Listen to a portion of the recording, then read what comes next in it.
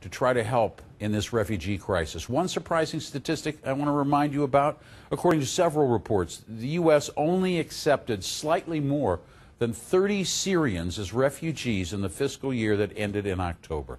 Now, we asked our FlashBrief analysts to weigh in. First of all, they have to seriously help the countries that are dealing with it with much more money than they have already, and start accepting Syrian refugees themselves.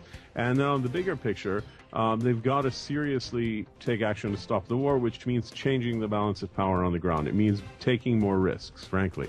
As long as you keep the situation the way it is, Bashar thinks he's winning, Iran and Russia think he's winning, and the whole thing's just going to drag on indefinitely.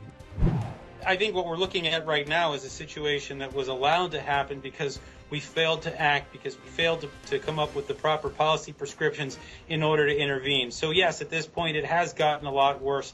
I think the bottom line here is to first get rid of Assad and then begin to try to figure out what to do after that, because he ultimately is the core of the problem.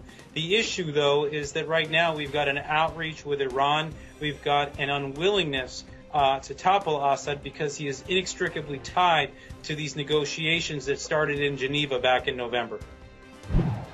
The refugee crisis has both tangible material effects in terms of pressuring the water supplies, the job market, the education systems in places like Jordan and Lebanon, which creates great political resentments as well as discomfort. And the second problem is it creates political tensions that keep rising as these refugee flows increase.